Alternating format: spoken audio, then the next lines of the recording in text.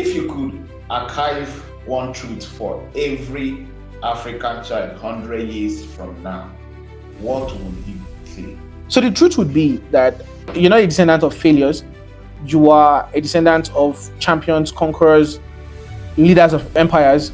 You are someone that has been positioned on a continent with enough resources to change the global power dynamics. You are not just a random person. The code in your DNA is part of the power to unlock the greatness that the world needs to survive and thrive. Today Africa Podcast is a podcast series where we interview African entrepreneurs and professionals and share the stories behind their businesses. In each interview, we ask how they got started, how they grew, and how they run their business today. The stories are inspiring and also provide specific advice and insight into starting a business. By sharing these stories, we want to help others get started. Welcome to another episode of Today Africa Podcast, where we sit with African entrepreneurs, business leaders, change makers, professionals who are shaping the future of the continent. Joining me today is Richard Afolabi. He is the founder of Bekkah AI. Richard, you are welcome. Yeah, thank you very much. Thank you so much. Nice to be here. Could you please tell us who Richard Afolabi is? Basically, a techpreneur. What I do is help people solve their tech problems. Whatever tech problem you have, basically, I would find a solution to it. And I have like over 10 years experience in the technology industry. And the idea behind it is both in softwares and hardwares. I ensure that I keep myself up to date with the trends in the industry. And yeah, I'm also big on marketing because there's one thing I would just paraphrase Steve Jobs, right? He said, if you have anything that can change the world, it's also your duty to ensure that it gets to the people that would use them, right? So it's not enough for you to have great ideas. You have to be able to have the ability to also get those great ideas to the people that would utilize those ideas and those solutions, right? So that's the thing. So I'm also like big on marketing. I believe that if you can't tell your story, you would always be the one that would feel like the world is not fair. Because like I wrote something on my status this morning about like International Men's Day, that if it was a women affair, we would have it everywhere, right? But I think men, our ego will not let us want to celebrate ourselves. But then it's because we don't tell our stories, and I think men should tell their stories to be able to have not for sympathy or for pity, but to have people understanding what it feels like to be a man in this world right now. So yeah, storytelling, which is marketing, I'm big on that. So basically, those are the two major things I do. Tech and marketing is like my area of expertise. And yeah, when I'm not too busy, I dabble into like hardware, engineering, and the likes. Tell us more about your business, Bekkah AI. What are the products and the services that you are offering? Bekkah AI started in 2021 after I resigned from my work at an agritech firm. So the reason why I left the agritech firm was because I feel like for me, everything in my life is in stages, right? When I conquered this level of problems, I look for a new one that is more difficult and more inspiring to talk about, right? So when I was done with the agritech company, I resigned in I think January 2021. I was trying to take time off because I was also battling some issues like that were affecting me mentally because it was really high pace, stress, a lot of like I was going through, like I could say like at one point I was dealing with bipolar disorder because it was crazy. The highs and the lows for that period was really crazy, but it was also an awesome experience. That's working in the agritech company because I was the head of IT. I was also the one in charge of the marketing campaign because I launched a marketing campaign team called IMCT. Right, and we were able to raise like $10 million in less than 12 months. Right, and that was something that was really really beautiful. And even the spillover from the campaign we launched affected most agritech companies in southwest Nigeria, even across the nation, right? So when I was done with that phase of my life, I decided, okay, let me take time off, right, to recharge and get back. And that's when I realized that my mind is not a place that would ever allow me to be idle, right? So in the period where I was trying to recharge, my brain was charging up something else, and that was how we started Bekkah AI. Bekkah AI initially started because of CYSTADS, right? And that's the crazy story, but people don't understand that because we started because we wanted to build something for Africans to connect us with our past so that we can also test run our data collection strategy, right? But Yeah. here's one thing I've learned in life. Nobody will give you money for ideas. Nobody will give you money for how intelligent you are. People only give you money when they see traction and they see that what you're doing is making a difference or what you're doing is something that is impactful. So because I'm not a trust fund kid, right? Even though there's some trust fund in the family somewhere, I think we're too much to enjoy it. So, so the idea behind starting Bekkah AI was that okay, with the skills I have as a tech person, I had a community of people. We started out as just 5 people trying to help people solve their tech problems, right? When we started initially, we didn't get the traction we needed. We needed because we needed the money to put back in what we're building, right? But Yeah. the first 6 months were very difficult because after I'd registered the business, right? I always tell people that after I registered the business, I only had about, let's say, I think 1,500 naira in my account left. I did that. I did registration out of like, oh, well, you know what?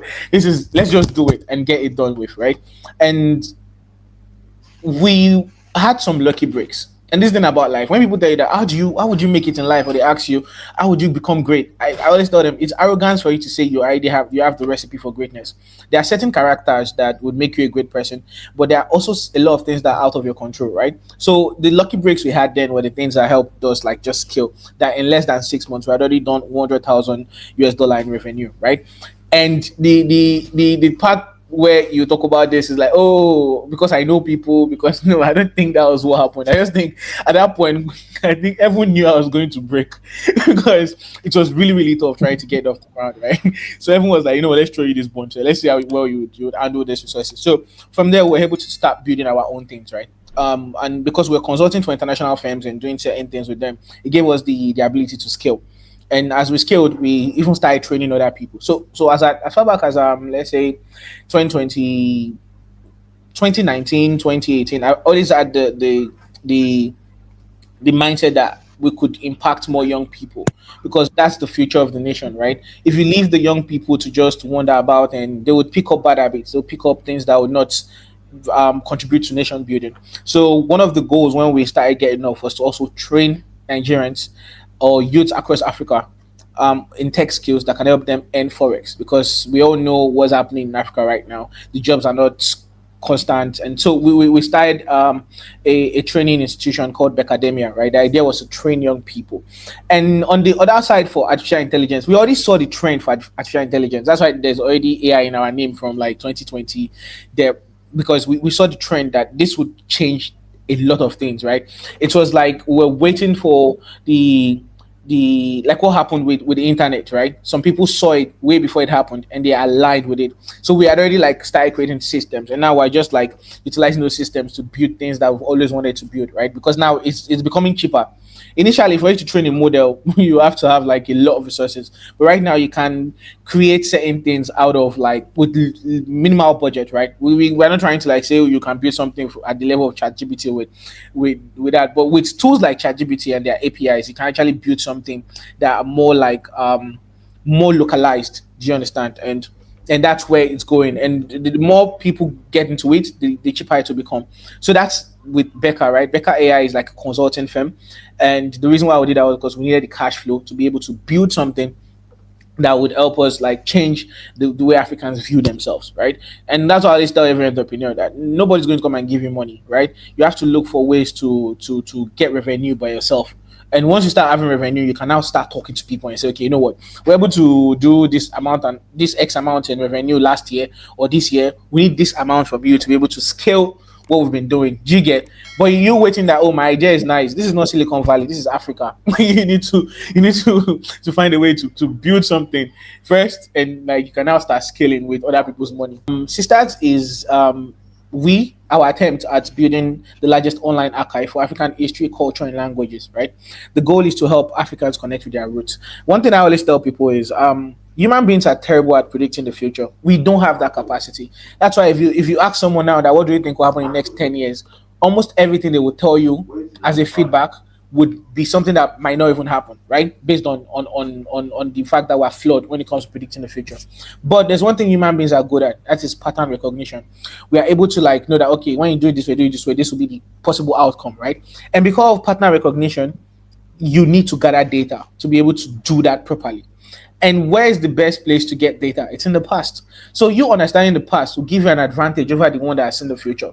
And that's just the way we view this thing. So we're trying to make Africans reconnect with their past. We most Africans don't really know who they are, right? If you ask most people who their ancestors were, they will tell you there were probably some barbaric flesh-eating monsters or something you get, and some diabolical people that would do use juju to pursue you up and down. And that's every reference to village people is not something that is good. It's always something that is trying to hinder your progress in an African setting. But we know that most people, they value their history so much that they feel like their past is like what shows who they are, their identity. So that's our goal, is to help Africans reconnect with that past, right? Let's know what our ancestors were up to, what they were able to build. That will give us the confidence to even stop sulking up to other nations to come and help us or save us. Because Africa is not like going to be worth saving till Africans themselves realize that we are the only ones that can save Africa. Nobody can come out from Europe, or because Europe has its own problem. They have their own problem. They most likely will only look to Africa to use Africa to solve their own problem. The Americans have their own problem. They most likely will only look to Africa to use Africa to help solve their own problems. So why do Africans have to look to the people where they don't even have any value proposition, because we don't even know what we have as a people, right? And our history is very, very rich. Like one of the things that this last few years, even though I've always been curious about the past, right, has taught me is the fact that African history is beautiful. It is very beautiful. Our cultures, we have about 3,000 ethnic groups and languages across Africa. It is beautiful to see how diverse we are, right? And that's the awesomeness that this brings. So we want Africans to connect. And that's where CYSTADS come in, right? We want to build something that is going to change. Because now when Africans know who they are, they can start solving their own problems. When Africans start solving their own problems, they can start solving the world's problem. And that's the thing. And the funny thing is, in the next, let's say, 5 to 10 or let's say 50 years, Africa will be the most populated continent in the world. What do you think will happen when these people know themselves? But if they don't know themselves, it's going to be commotion. And every other country that is scared of immigration, they would suffer for not even like involving themselves in the growth that is happening on this continent. And that's just the reality. When people talk about money, I'm always curious to know how they did it. Talking about the agritech firm you work and when you started Bekkah AI, you guys raised $10 million within a year for the agritech firm. And when you started Bekkah AI, within 6 months, you generated revenue of $100,000. How did you do it? It's easier said than done, right? So the thing is, when I tell people the numbers, they're like, wow, that's a lot. Like you guys were really good at what you were doing, right? I like I always say, there's the input, right? And there's the part where there are certain things that are out of your control. But the input must be solid enough to be able to ensure that you are aligned properly for the things that are out of your control. Now, the period we raised this money was in 2019/2020. There was a great panic in that period, right? The great panic was the panic of COVID and the shutdown and all of that. And the fact that a lot of Africans in the diaspora were also like, okay, you know what? Maybe it's time for us to start thinking about going back home. Do you get? And all of those things with the marketing strategy we deployed, right? So I said something about integrated marketing campaign team, and the idea was to integrate all of the marketing medium that we have, right? So from online to offline to print media, whatever you were trying to do, right? We made sure everything was integrated, and we were telling the same story. So the campaign that we launched was majorly an airtight plan, right? For one, but also the period we launched that campaign was a period that a lot of people were also panicking, and that made it very easy for us to be able to attract those funding, right? That's in the agritech perspective, right? Because the thing was, okay, people were looking for where to put their money, and you felt like, okay, you know what, there's a business that has everything. So that's what I tell people, that preparation is not luck is not that, oh, I will just get lucky one day, right? Luck is more of you're preparing in advance, and the day the opportunity comes, you are fully prepared. You're just waiting, like you're waiting patiently for things to align properly. And that's just the reality about life. So for an entrepreneur looking at, oh, okay, you said, oh, you raised $10 million and all of that. Well, it's not just about how well you know what you're doing. Do you get? It's also about you just preparing as much as you can for the right moment. The old thing that I mentioned, that okay, it was in less than 12 months, right? I raised that money. The business had been in existence for 4 years before then. Do you understand? So for 4 years before then, there had been underground work. There had been things that were happening. There had been like a lot of preparation for that moment. And that's the thing about life, that when it's your time and you've properly prepared, it will look like you did some ritual, right? Now back to Bekkah. They would think you did juju. When you look at Bekkah's was because, okay, in the period where I was building another person's business, I was also building myself. So I tell every young person that I know is that, like, and that's why, as you know, Christians, they quote the scripture. I think it's in Matthew 6 or Matthew 7, talking about like you should pray for those who despisefully use you. And in this case, I wasn't even being despisefully used, right? And the truth is, even when you feel like people are despisefully using you, it means a lot of things. For you to be used means you are useful. That's firstly, right? And the fact that you are being used means that you're also learning skills that are important for you to be useful for your own self. Do you understand? So when people say, "Oh, this person is using me," I tell them, "Yes, they are using you because you are useful, right? How about you take that usefulness and apply it to your own life too, right?" So I was able to serve. And this thing about me, right? I'm not the type that if I tell you that, okay, I'm going to do this, I don't do it halfway, right? I obsess about it, or I obsess on the little things. I make sure I put my whole into whatever I'm doing. This conversation, I've been preparing for it since like the day we booked the appointment. You get, it's not because I don't know what I'm going to say, but because that's just the way I do my thing. The idea behind that is, as a young person, every opportunity you get to do anything you want to do it properly, because you're not only doing it for other people, you're also doing it for your own self. And in the long run, when it's time for you to do those things for your own self, you also find people that will serve you. You would also find people that would help you. You also find people that will believe in your competence. Because I won't lie to you, all of those that in the first 6 months we were not able to do anything. The latter 6 months we were able to raise, like, to get more clients because of the word of mouth from the ones we got. Do you get what I'm trying to say? So it was more of, okay, people knew me from my days when I was like working with the agritech firm, that this guy is exceptional what he does, right? It doesn't go halfway with things. So they trusted me with their businesses, with their projects. They trusted me with their friends' businesses, their friends' projects. You understand? And that's how we're able to just, and from there we even got like some deals with Central Bank of Liberia and the likes, and it just clicked for us. Okay, let's talk about why you do what you do, which is the sisters, and why you want to build an ecosystem that will preserve our history. So, what personal experience really inspired you to believe that Africans need technology to preserve their history and their identity? I'm from a very large family, right? My family is big, like very, very Okay. big. If I look at my family history from my dad's side, from my mom's side, and you ask me where I'm from, it's easier for me to tell you that I'm West African or I'm African than to answer and say I'm from this particular country in West Africa.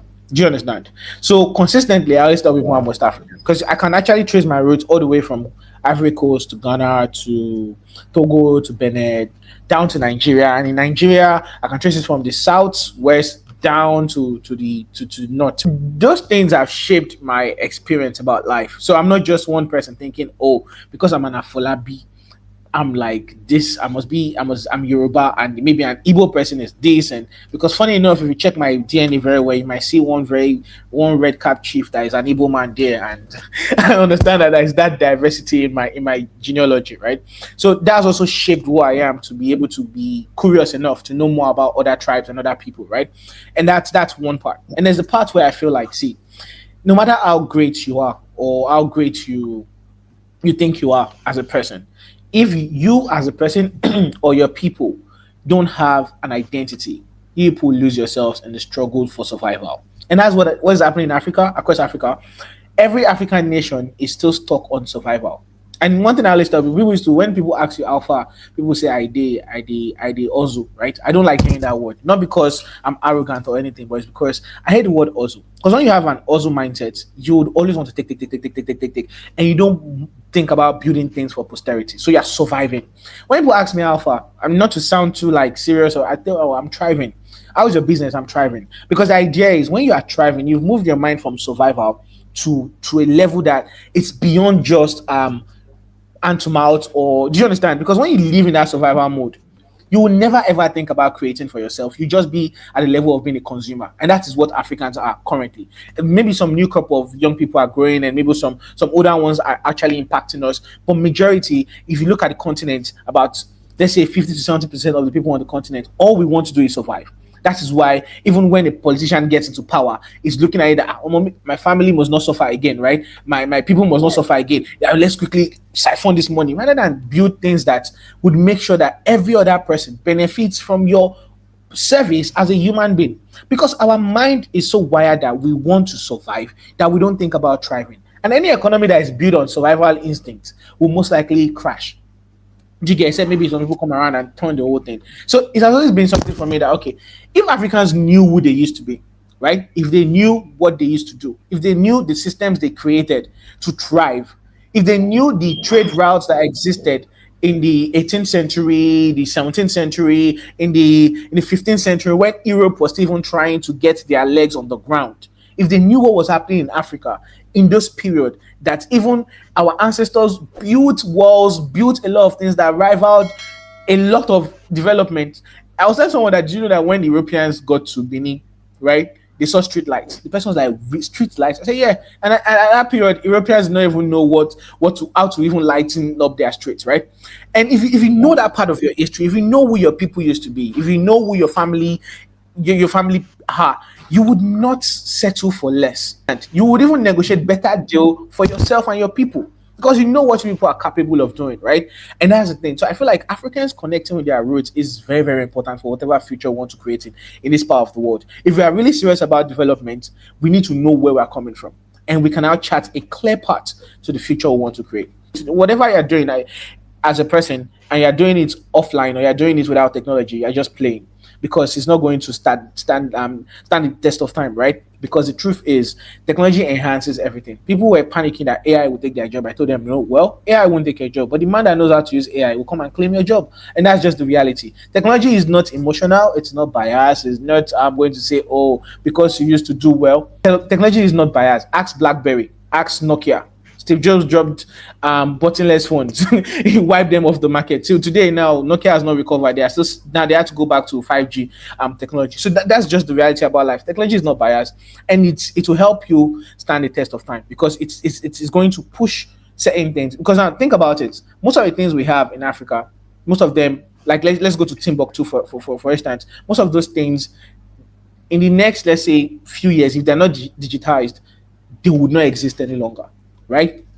And that's where technology comes in, to make sure that we move things from their old versions to a new to the modern technology that we have, and use that as a base for the things we know about ourselves.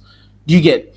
I used to see like some what is it called, some things on History Channel talking about aliens building most of the wonders they find in Africa. But then when you go to Europe, when you go to Europe and you see some of those things, they say it was built by Europeans. But in Africa, everything that was built that was great was built by aliens. And I asked the question, the aliens, they didn't find other place to settle in the world. The only one that settled in Africa, and all the good things in Africa was built by them. Then there's a bias in the story, right? So for me, I don't believe that. I believe our ancestors built really great architecture. They built great systems. I was telling someone that Fogara, which is an irrigation system in Libya, inspired the what Gaddafi did later, right? And that's the thing. We had technologies, we had a lot of things. And for Africans to be able to move, to start building locally, we need to know where we are coming from. My question is, how do we move Africans, our mentality, from being consumers to producers, more especially younger people like ourselves? Everything a man is or would ever be starts from his mind. Okay, so till the mind is wired towards something, you most likely will make the choices that are required to change your situation, right? And how do you wire a person's mind? So I have this principle called the priming principle. The idea behind priming is, if I want you right now to move from wherever you are to, let's say Lagos State or Dubai, coming to ask you outrightly and say, would you move to Dubai tomorrow? You most likely will say yes, maybe because you like the idea of Dubai. But let's say where, like Libya, let's say Libya now because of the war, or maybe somewhere in Sudan, you most likely will say no immediately. But let's say I take 3, 4, 5 months to rewire your mind concerning the biases you have towards Libya. It's called priming. I start telling you certain things that are nice about Libya or Sudan. Tell you that when you get there, you'll get free oil, you'll get this, you'll get that, and I keep telling you this information over and over and over and over again. And I pose the question, would you like to go to Libya next week? You most likely will say yes, because you've been primed towards that. Do you get? Because the idea is that most of us would think our mind is like very, very strong willed, and the truth is it takes maybe exposure to something about 100 to 1,000 times for you to change your perception about that thing. And that's why I've noticed the media is a very powerful tool. And I see our legacy media in Africa and Nigeria also, that they push on serious agendas. I saw a news outlet recently talking about the VDM and Mr. Jollof fight in the airplane. How is that supposed to be nation building? There are more pressing issues for young people to be listening to. Do you understand? I don't have a problem with Big Brother Nigeria, but the thing is, when you do Big Brother Nigeria and you are not even trying to help the younger because almost all the young people they are watching it, and you don't have a way to prime them for infrastructure building and even building businesses or starting something from there. This is the thing: the amount of money that goes to Big Brother Nigeria, if you put it into a particular industry every year in Nigeria, you most likely will see the impact in the next, let's say, 5 to 10 years, right? Let's say we now put that amount of energy into different parts of the country. I tell people our sports is down in Africa. We don't even have any, like maybe some parts like maybe South Africa, they're investing in their sports. We know that we have the young people to fill stadiums up, to play football, to do all those things. We're not investing in any infrastructure that will support that. Our entertainment, Nigeria, if you notice, it was funded by people that just felt like, okay, let's fund this thing over a period of time. If the government had supported and dropped subsidy, every industry we see today thriving in other parts of the world was orchestrated by people that had intentions to build their nations. Do you get? And these people can't build a nation if there's no support from maybe the government, because government will have to give incentives, right? But the truth is, how are we priming the younger generation? Look at where your young generation are. Nigeria has the capacity to get data on what our youths are doing online. If you use that and say, okay, you know what, we're going to be banning some unserious contents that are just purely for maybe some sort of entertainment that rewire them to become dumber, and we deliberately prime. That's what's happening in China. I always tell people that if you want to learn about building a nation properly, look at China. Look at the quality of technology that's coming out of China. America was left behind in the dust by China a long time ago. They're just realizing now because it's probably too late. Look at the things that happen in China. China has a price point for everything you want to do in this world, and they have technology that can back it. Do you understand? And it's because there was a deliberate effort to prime the younger generation. Do you get? We can't build a young person till they're 25 don't even know, their brain is not fully formed yet. And imagine you expose those people to content. You see our Nollywood content is rituals, and you just build a bunch of people that don't really think at that level. Do you understand? And so, how are we priming the young people? How are we trying to change their mindset? Because the thing, they can't do it by themselves, and that's one truth. You would think that, oh, you see, at every year, I don't know, maybe do this analysis. Me every year, I say that, I say, wow, I'm wiser this year. Then I look at the things I did last year. I say, wow, I was so foolish last year to do this kind of foolish thing. I'm like, now that I'm wiser, I can never make that kind of foolish decision. The next year I do the same review and I'm like, wow, last year I made some foolish decision again. And every year you keep realizing that the new you is wiser, the old you is dumber. But in the moment where you were reviewing the old you were like, wow, I'm smart now, right? And that's the reality. Every young person thinks they're wise. Every young person thinks they have intelligence that is beyond their ancestor, beyond their fathers and their mother.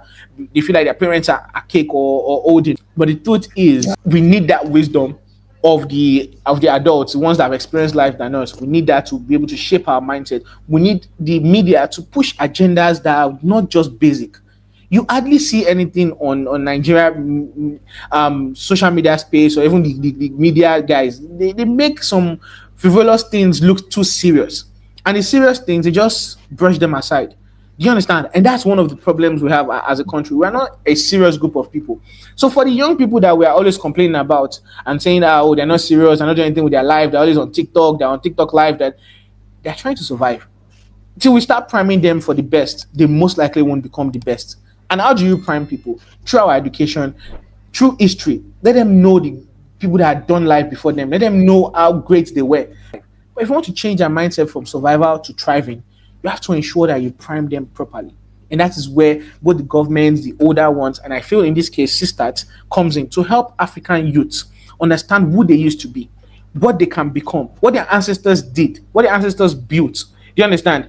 And once they can see that, we prime them properly. Imagine, do you know the pride? First, I don't know, maybe you attend maybe your village festival or things like that. Like whenever I see Ojude Oba that's happening in in Ogun State in Nigeria, when I see it, I feel very proud to be a Yoruba person. Do you understand? Because I'm like, oh, this is my people. See what they are doing, right? Imagine, and I actually learned about the history, but imagine you now read about this and see how it started.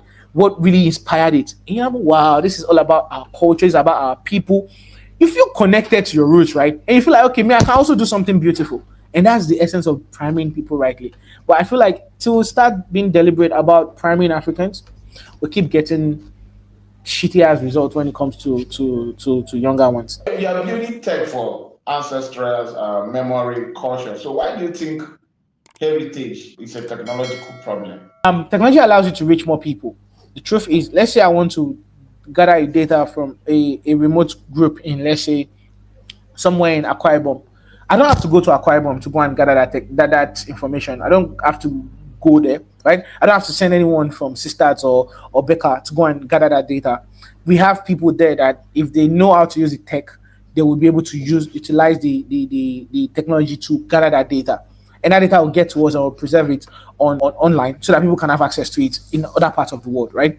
So technology is like the muzzle for whatever reality we're looking to build. It's like the core thing.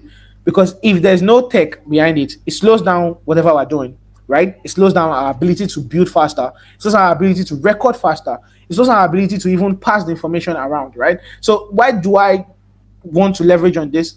As simple as we want to be able to scale and make sure that before things, because as we're speaking right now, a lot of languages in Africa are going extinct. As we're speaking, as we're having this conversation, a lot of languages, a lot of group, like there's some languages in Africa that their speakers are not up to 10 any longer.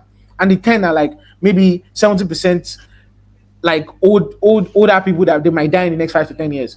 Do you understand? And young people are no longer interested in those things because people are kids, they're programmed to what? To survive. They don't even want to record all those things. And that's why we feel like it's of the essence that we use technology to solve this problem because it will be solved faster. Sister says reclaiming our history, reconnecting our roots.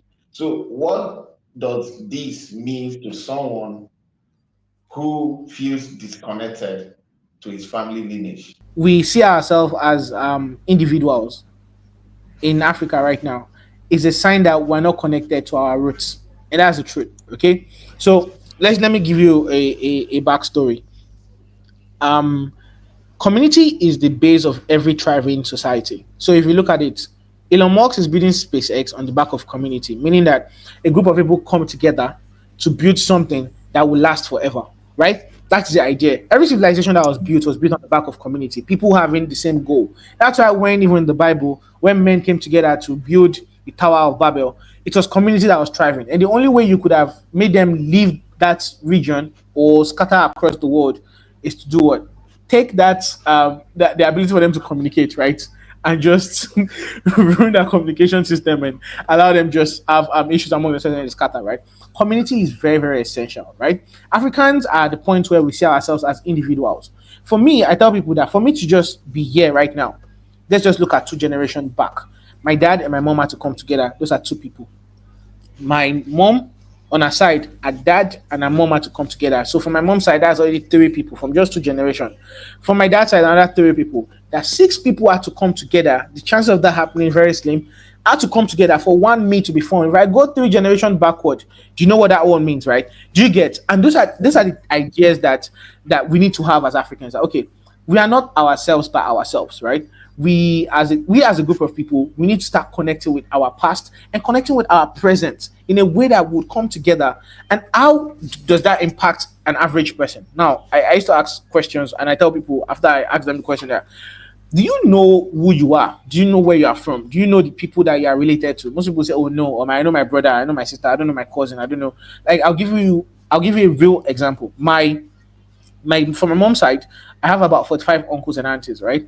From from that, if they all have an average of 2 children, that's already 90 children in the second generation, or in the second generation from my granddad's part, right? Now, 90 plus 45 is about, let's say, 150, right?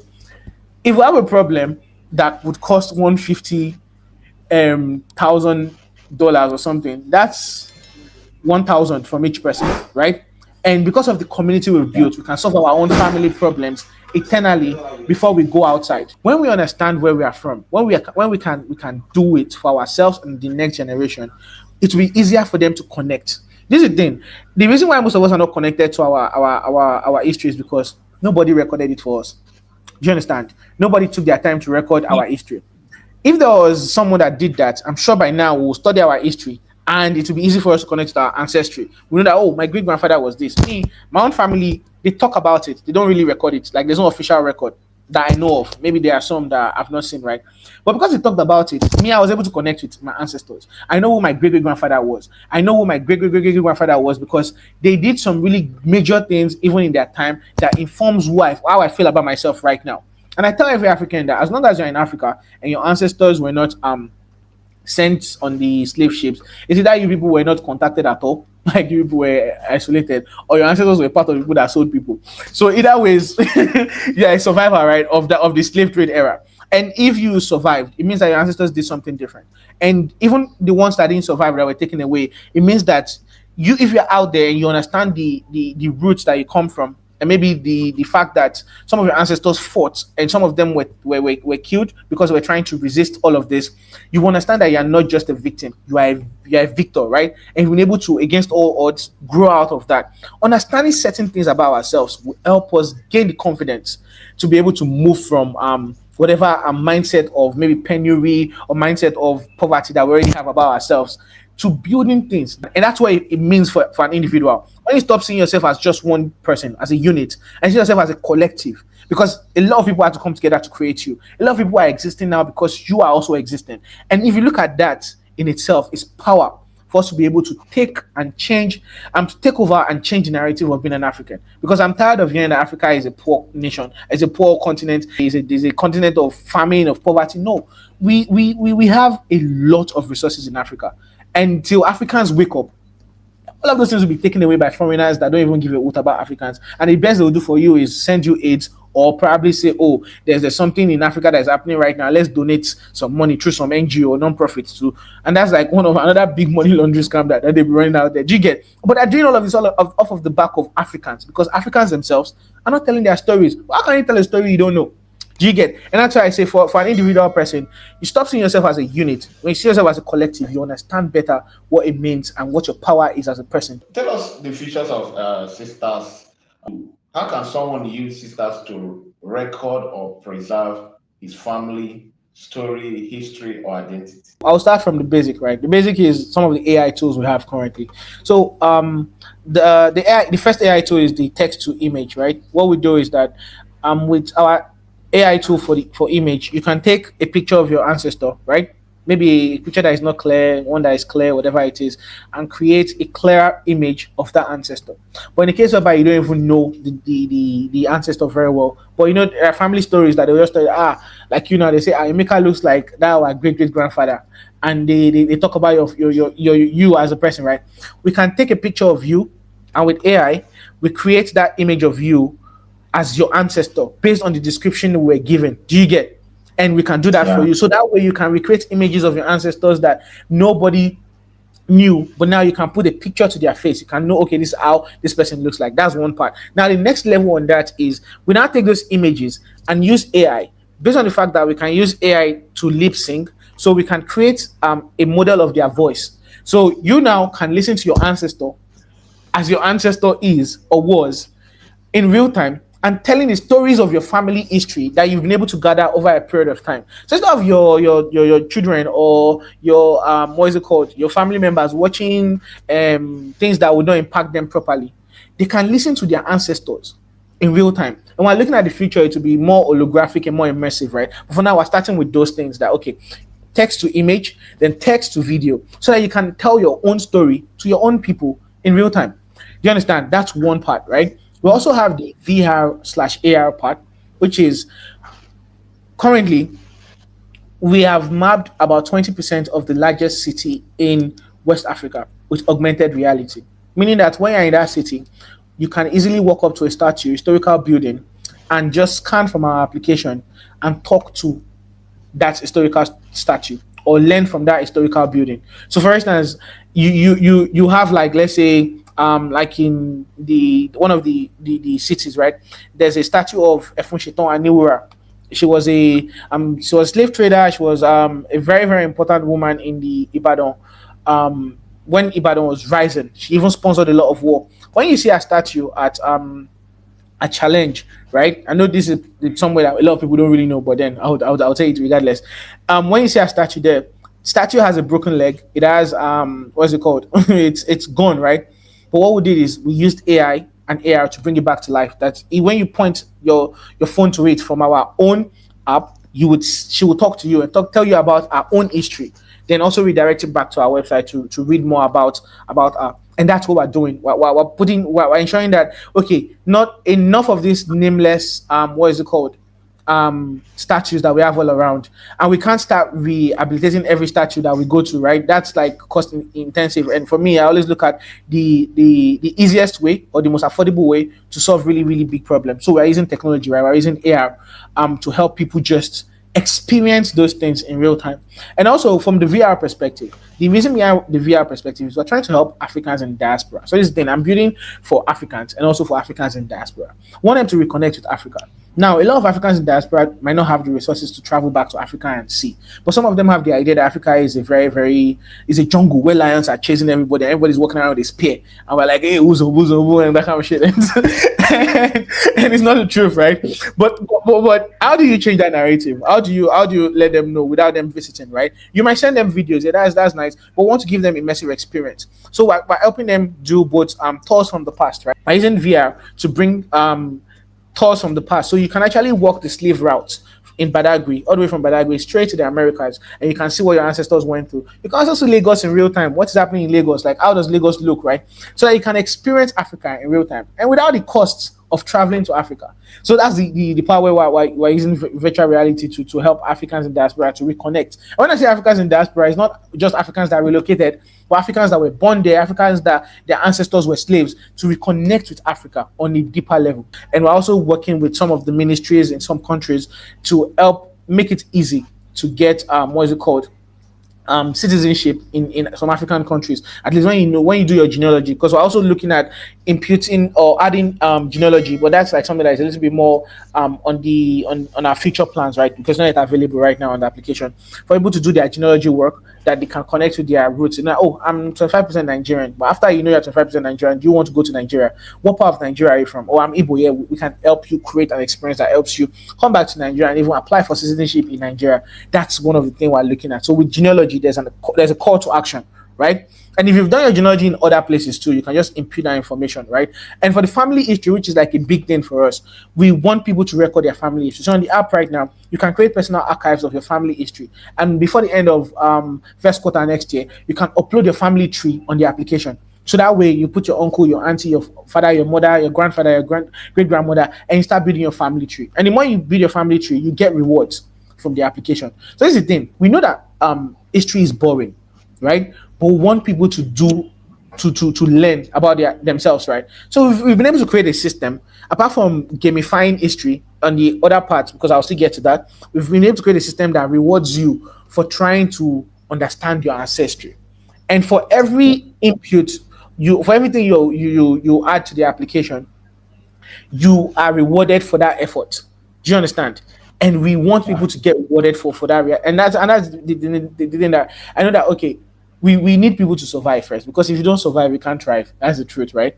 And between surviving and thriving, there needs to be someone that can help you move through that. And we want sisters to be able to do that for people. So the money we'll be making from the application is not for us to go and be living some lavish life. Because for me, it's more of how much impact can you make, right? I don't really care about material things, right? My own is how do you take whatever resources you've gotten to build something that outlives you. Whatever I'm building, I don't want to build something that, oh, in the next, let's say 100 years, it's just there. I want Africans to be looking back and say, oh, if not for this person, we would not take our history seriously. If not for this person, we would not have done the technological advancement that Africa needed on a local level to be able to compete globally. Do you understand? We want to build things that will change the narrative, because there are some African technology and medicines that are very, very important and very, very valid, but there's no record of them. And the people that have those records, a lot of us call them fetish doctors, but they are not. They are herbalists that understand. Do you understand? When I even said the word herbalist, I'm sure you'd be like, hey, herbalist, alpha now, waiting the talk, right? But the truth is, these are people that understand the essence of nature and how to use natural remedies for certain diseases that affect us. And we don't have those records because we've already demonized those people. Maybe because they put chalk on their eyes or something, but they understand better why they do those things to their faces, right? But if you don't try to demystify that, you always look at them as diabolic, barbaric, and things like that. So that's the idea. So we have a lot of features, right? But these ones that I just mentioned are things that I feel like a lot of people would like to try out, right? You can learn about African history on the platform. You can play games to earn money on the platform, and that's the gamified part. So when you answer historical questions, you can even upload historical questions to earn money from the platform. And those are like some of the few things that we do. And every day, as is compulsory, you get an update about African history that happened in that day. So even if you don't want to read plenty books, you can just get an excerpt that tells you that okay, today in African history, so and so happened, and this is why it happened. You just read something short, bite-sized information. Some say the greatest resources that Africa has is our land. Some say it's mineral resources. But you, Richard Afolabi, said it's memory. Why? A friend of mine said something some years ago. He said, "The future belongs to people that see data when people see gibberish." So then that's when after I told him about a project that we're going to build to help us harness data from the open market, because the amount of data that goes to the open market, if we are really concerned about automating the life of Africans, is massive, right? And that's one thing we are big on, right? And I think we'll still get there. So data is what is in memory, and data is the gold mine that is making Facebook what it is today. Data is the gold mine that is making TikTok what it is today. Data is the gold mine behind most of the greatest industry. Data, or let's say slash intelligence, right, is what is every industry in the next, let's say, 100 years would be running fully on data. Maybe till we start seeing a way to merge man and machine properly without any side effect, without any interface, would have gotten past just certain things that we have right now. But data is like the soul, and that is why whoever controls your story controls your reality. Let us ask ourselves this question: why was there a deliberate effort to make sure that Africans don't know their history? Do you understand? Why is it that Yeah. there's that deliberate effort? Why is it that there's Jesus Christ is better than Shango in your story? And this is not me throwing shades at Christian, because I'm also a Christian. But I'm asking that why is my own the deities that my own ancestors respected, because before Jesus Christ came, before they brought Jesus Christ, my ancestors respected certain things. They had order, they had fear of a particular god, right? Why are those Yeah. gods now diabolic, evil, brash, and useless in the story? And there's a better version.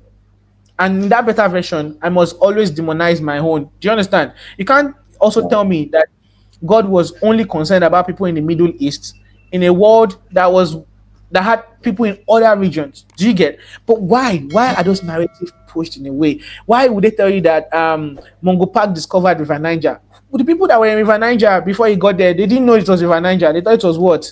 They thought it was ice block. You do understand? Like it beats my imagination when I think about these things. That how do you tell me that a group of people that were living in a region didn't know this thing till you came to discover it? How do you tell me that these people, they were barbaric and they didn't have systems? But when we look around at the things they've built systems that even were advanced than the systems you had when you were living in your own region. But all of these things are things that we were deliberately wired, right? To feel like, because it's the thing, if they really want to take things from you, they have to make you question your own reality. Do you get? Because if you don't know who you are, how can you negotiate for better, right? If you feel like, oh, you are going to be at the receiving end, you don't need to know much about who you are, and that's the truth. So in memory is the data we need to be able to what, to unlock our potentials. Because if we don't have those data, there's no way we would ever as Africans think about breaking ourselves from the yoke of this mental slavery that we're under. So that's why I'm saying Africa's resources is there, right? The resources is there, yeah, very good, but you don't have the data to unlock the right way to utilize those resources, because we don't even know who we are as a people or as a person. Let me give you an example. So empires were built on the back of gold, salt, and the likes. If you didn't know what salt was and you see salt at the beach, would you ever think about utilizing it? No. Do you get? If you see gold and you don't even know what it was, would you ever think about utilizing it? No. And that's the reality. So till we know who we are, till we know what we're capable of doing, what our ancestors have done in the past, we most likely will see opportunities before us and we'll still not understand them. Do you understand? We'll still not appreciate them. And that's just the reality, and why memory is far, far more important than even the resources we have. Because once we know who we are, we can now start asking, what do we do with things we have? We have spent so much on history. So let's talk about Bekkah AI. Bekkah AI aims to automate African lives. So what does automation mean in African context? I would break it to the list unit, right? I think over 50, I think about over 50% of the farmers in Africa. I'm just trying to be modest because I know it's more than that number, but I don't have the exact number, and I don't like giving wrong figures when it comes to statistics, right? But most of them are women, right? Most of the farmers in Africa are women, and most people realize, people feel like, oh, these women are not important. Let's just go and do mechanized farming and all of that. And let's do like big. And it's not a bad idea, right? Because even in America, just less than 10% of the population are the farmers, right? And that's a good thing. But like I said, how do we provide solution for our own selves? Now look at it. How do we automate the life of a woman in a remote location that doesn't have access to like extreme internet, but she plants certain things? There's something called satellite imagery that we use in agriculture, right? That helps you do plant health analysis and the likes, and even help you know how much things can fit on an hectare. And if you have a drone, you can actually fly a drone and do that, surveillance of a particular location, and create data that would help you know that, okay, I can plant, like, let's say 20,000 trees of palm, 20,000 palm trees in this location. Do you understand? And you create a system. Imagine a situation whereby, because we've been able to gather data in remote locations, even for history, yeah, we've gathered, and we tell that farmer in that location and say, okay, because of the data we've gathered in this area, we know that you like planting corn, man. But based on the satellite imagery we've used to analyze certain information about this area, corn is not really going to thrive here. I want you to be able to make some money for yourself. How about we let you plant yam? I will help you with the resources to make sure that yam works, even on your small 1 acre or 1 hectare, right? And you also have other people come together in that system.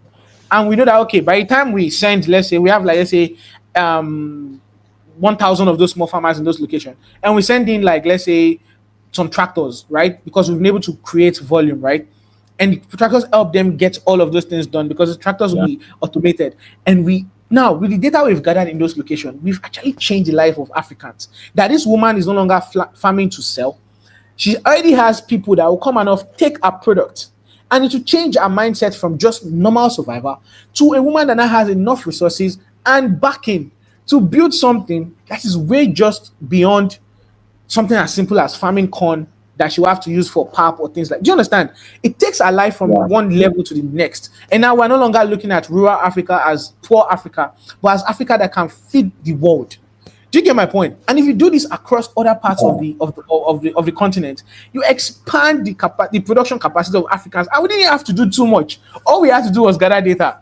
Do you understand? And utilize that data to change the lives of Africans. Yeah, the implementation will be a little bit more strenuous than what I just explained, but let's look at it from that perspective. So imagine you're in your house, you're sitting down, and your fridge is like, we're able to gather data that, okay, every three months, you order this particular thing.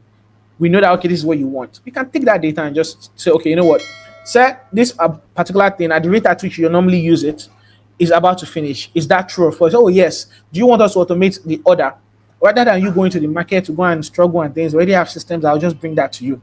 And with the use of things that like automated vehicles and the likes to make Africans easy, like our lives will be easier, right? And when you have more time, because of the time you've been able to outsource, you can become more creative. Because a woman that lives at work or a man that lives his work and now go from his work to the market to go and buy food stuff, to go to his house, to go and cook food stuff, it's not going to be as productive as the one that just stays in his house after he's done with his work, sits down, and just everything he needs comes to him. And he just sorts those things. He has enough time to focus on other productive things that can actually make him build a better Africa. And it doesn't have to be wealthy. Do you understand? Such luxury doesn't have to be like, it should be a common thing. Like the same way, like now, it's easier for everyone to get a car because in the older days, you have to have some level of finance to be able to own a car.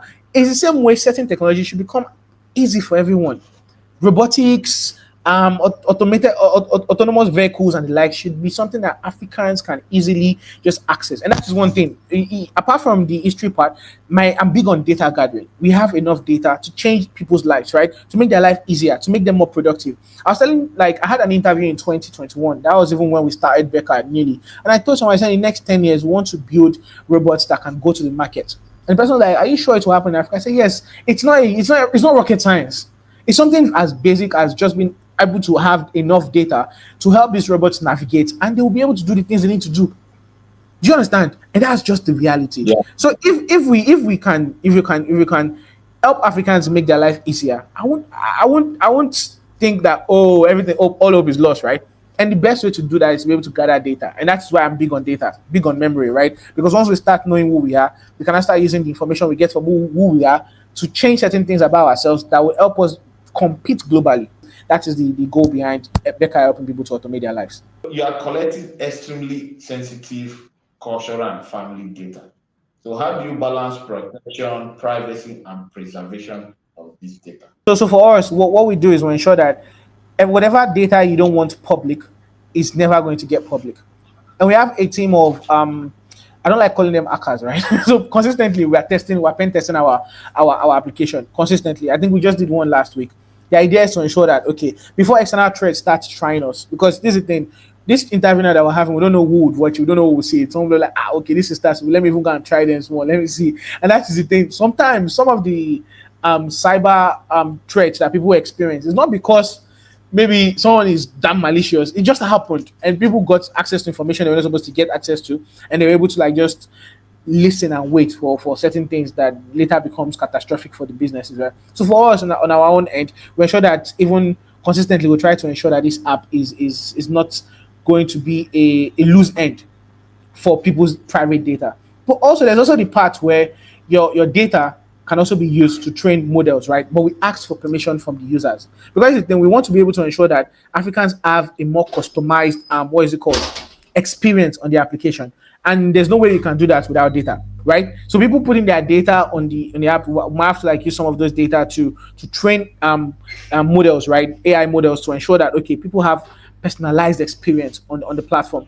But regardless, we ensure that people give their consent. So we're big on privacy, right? But there's also like a flip side where people want to stay private. We give them that ability, but there's a side where we also need to have certain data. So if you allow us, we can use those data to train models that can help you have more customized experience on the platform. We abide by the rules, so we're even working on some. We've not really reached the mark for the certification, but we're working on to get it, because we know that very soon we'll exceed the numbers that's given for you not to be able to do that. So yeah, that's like we're already working on that with some local body. You have to get some licenses when you're dealing with data of a lot of people. How do you sustain CDES? A part tech is a part museum and part spiritual archive. So Yes, I like what the word business spiritual. model are you people operating on? So business model is simple. For now, Bekkah is the big brother, right? Bekkah is sponsoring almost everything on CYSTADS, because the truth is, I always tell people, if you are building for money, you might be frustrated before anything happens that would change your life. Do you get? So the truth Yeah. about this whole thing is, money would always come when you've stacked up a lot of advantages. Now, the thing is, like I said, Bekkah is a tech consulting firm, so we don't play with our clients, right? That's our source of inflow. So we ensure we deliver top-notch services to our clients in all ramification, right? And with the funds and the money we get from those services that we provide to our clients, we can use that money to sponsor things that are happening on Sisters for now until Sisters start paying back the parent company. Do you understand? And that's just the idea. So in all of that, we I was talking to some people and they were like, oh, they would like to help us raise some money. And I was like, oh, we're not ready for that yet. Not because I don't think we need money, but because there's certain things we need to put in place first before we can start raising external capital. And that's one thing. People don't know that there's something like too much money. They don't also know that there's something like enough money. And sometimes enough money is little to no money. Let me explain that. Now, when you're building something, right, and you just get all the money you need to build it, you most likely will not get creative to solve the problems you really need to solve. Do you understand? But if you have Yeah. not enough money, which is like enough money at certain period and at certain point, you can have the mindset to become more creative with the solution you are trying to create. I won't lie to you, if I had all the money to build Sisters from the beginning, we would not be here right now. We will not be building what we are building right now because we didn't have enough money, which was enough money, right? We are able to be creative with our building and we're able to build something that is different from every other person. I tell people that in the long run, Sisters is going to become a part fintech solution. Why? Because Africans will need to be able to move money around across the world and they will be able to use a platform like this. But we're not starting as that. We are being creative with the story. We're changing narrative from a family perspective. This will evolve into something bigger than I imagine because the idea behind anything is when you start getting clarity as you go on, right? And that's the reality. I tell people there's something like too much money. Money can choke you, can make you become like you just lose all the creativity you started with. You would not have the ability to create a sustainable system and you'll not be able to scale because you just got choked with too much money. So when they asked that, oh, VC funding, I was like, okay, no, we're not ready for it. When we are, I would know. I would reach out and we'll be able to solve that part of the whole thing. So that's the thing for me. So we are being funded basically now out of pocket, right? And maybe in the next, let's say 1 year, we'll know that okay, we're ready to start taking external funding and we'll start taking. And that's the idea. Well, if there's anybody that want to, we can actually talk about the modalities and see if it's something that can work for us right now. When this can succeed as food there, how do you want Africans to introduce themselves? Africans should even start introducing themselves from now as the cradle of human civilization. They should start telling people that we started whatever you are experiencing right now as civilization. We orchestrated it. Africans should have the pride in themselves, not be sheepish, not act with low self-esteem. Africans need to start showing up as who they are. We are great people. We are different from other parts of the world. We are creative. We've been through a lot of things, and we've always been victorious. We are not victims. We are not a non-profit project. We are not. It's true. Like we're not. We are not the pictures you see online, right? We are not. We are not those Yeah. things. Those are narratives that are pushed to be able to use Africa as a way to siphon money. We are not because most of those money don't get to those people you see in those pictures. We are not. We are not a group of backward people. They're Africans building unicorns. They're Africans building things across the world. Even why? Okay, if Africans are that backward, why do they thrive even in other parts of the world? Do you understand? Why? Yeah. Why do they just excel exceptionally? We know that our systems in Africa are not really like that strong, but Africans are very resilient people. So for me, even before we become like the main go-to for African history and culture, I feel like Africans should start expressing themselves. And when that happens, also, Africans will have a story to back where they are coming from and say, okay, you know what, this is me because of this, this, and this. This is why I'm bearing this name. This is why I have this mark on my face. This is why I have this nose piercing. This is why I have this and that. And we'll be able to tell our stories because of where we are coming from. We'll no longer be drawing tattoos of Greek gods on our hand when we have gods in Africa that we can actually draw on our hand and things like that. So Africans will be proud of who they are and will restore continental identity because we are greater people than they let us feel. As we round up, I have a very important question to ask. If you could archive one truth for every African child 100 years from now, what would it say? So the truth would be that you're not a descendant of failures. You are a descendant of champions, conquerors, leaders of empires. You are someone that has been positioned on a continent with enough resources to change the global power dynamics. You are the truth. Actually, you are not just a random person. And the code in your DNA is part of the power to unlock the greatness that the world needs to survive and thrive. That would be what I would tell that young person 100 years from now. And I hope you guys archive this. What lesson have you learned so far in your journey as an entrepreneur? I've learned a lot of lessons, man. Oh god, a lot of lessons I've learned. But one of the most profound things I've learned is the fact that you don't need to have everything to start. Okay, so I used to be a very like I'm one of those weird perfectionist person that I want everything to be perfect. I live life like I'm cooking. Before I start cooking, I have like the all the ingredients. If there's one missing, I'm not starting, right? But I realized that when it comes to real life, it's a very different ballgame, especially in entrepreneurship, right? You just have to start. Because I won't lie to you, this whole thing I'm telling you about sisters, I'm sure it will evolve in the next like 3 to 6 months. It will evolve in the next 1 year. Because one thing I've learned is everything, the ideas are not given at once, right? There's a line in Isaiah that talks about God giving us things line upon line, precept upon precept, right? Here a little, there a little.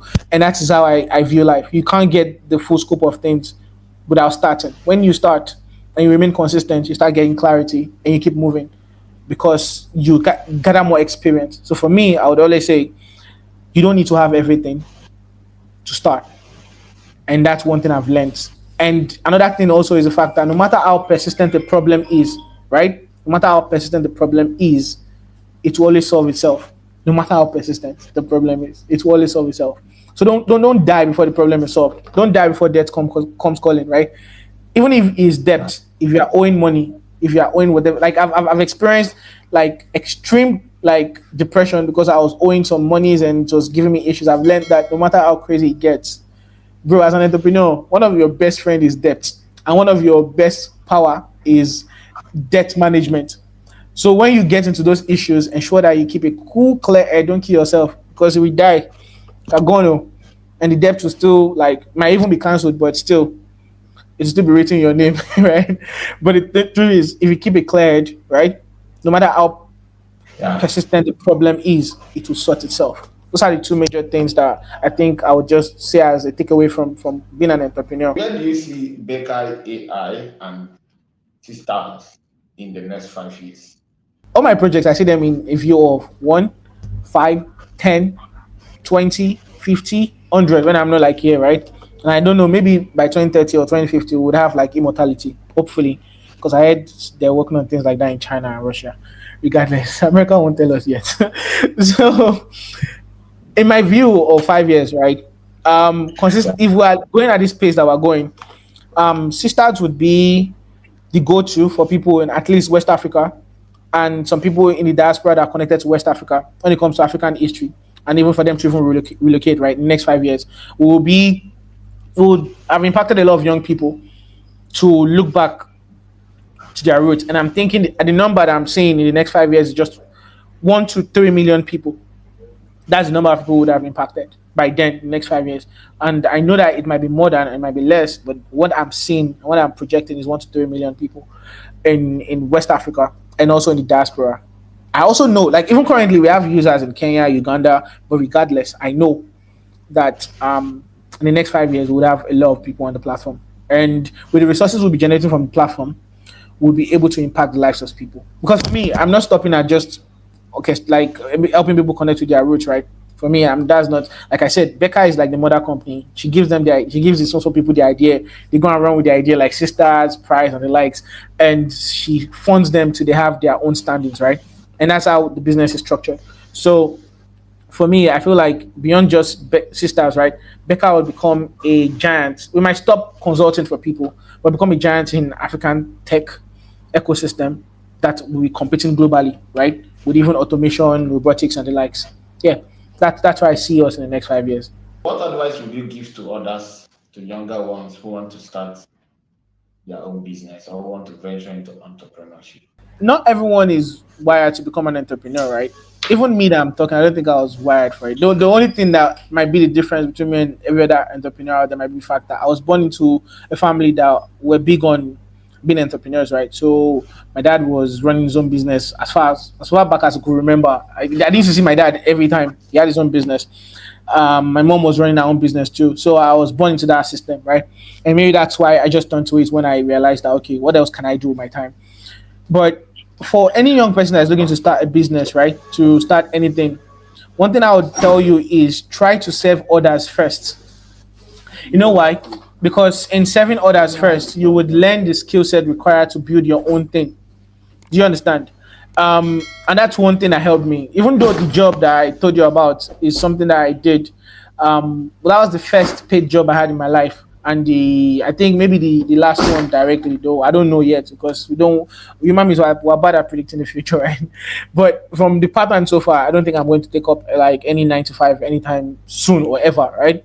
But that job taught me how to serve others, right? Taught me how to even manage certain, like build the skill set required to build my own thing. So even if you think that your idea is beautiful, is awesome, find a way to be in a system that can inspire you enough to even like know whether or not you're cut out for this. So don't test with your own money. You can take the risks if you have money and you always learn, right? That's one thing about life. I'm not going to tell you that this advice will fit everything, right? But before you jump into something, learn from people, right? Can get a mentor, get someone that has like your interest as art, right? That can guide you, that can help you become a better human. Because entrepreneurship will test you. And I don't mean small test. I don't mean like something that will just be, oh, how are you doing today? Okay, now let's go and do this. It will test you terribly. Might make you even want to kill yourself, right? Because on some days, it's not even just about the resources. It's about like certain things you are doing and they're not working back to back. Even at one point, you even, like I said, village people will think it's always a curse, right? You would think that after your life, right? You would think that, okay, why did I even quit my job? Why didn't I just stick to working with someone and they will be paying my salary, right? And that's the reality with this whole thing, that when you're about to start, gather the experience required, right? Learn from people that have done these things before you. Don't just jump into it. And make sure that when you have the opportunity to serve people, keep serving them. Even if the money is not up to, the money is nothing. When I started working at where I was working, I was being paid 23,000 naira. That was in 2019 when I came back to Nigeria. Like 20,000 naira is nothing compared to what I was spending in a week, right? But I took the money because it was not just about it has never been about the money for me. I think that's one thing that drives me. It's not, money is going to be made as long as you know what you are doing and you are giving value, right? But regardless, what impact are you having? I moved from the ranks of just being a PA to like second most influential person in that business, with that had over 120 staff. Most of them were more qualified than me. I was the youngest head of department, right? And I did all of those things, up the business, raise money. And I did those things because my own is, how do I make sure wherever I am is better than when I got there? And that's just it. How driven are you? So if you can offer those kind of service to people and help them build value, they will always remember you. They will always support you when you want to build your own thing. But if you just go out and try by your own self, well, there are chances that it might work, but the chances that it will work is slimmer compared to if you have a structure or support system behind you. And also, the truth is, the younger you are, the earlier you should start. Because the older you get, the more difficult it becomes for you to start. And that's the advice I'll give to every young entrepreneur out there. Today Africa Podcast is a podcast series where we interview African entrepreneurs and professionals and share the stories behind their businesses. In each interview, we ask how they got started, how they grew, and how they run their business today. The stories are inspiring and also provide specific advice and insight into starting a business. By sharing these stories, we want to help others get started.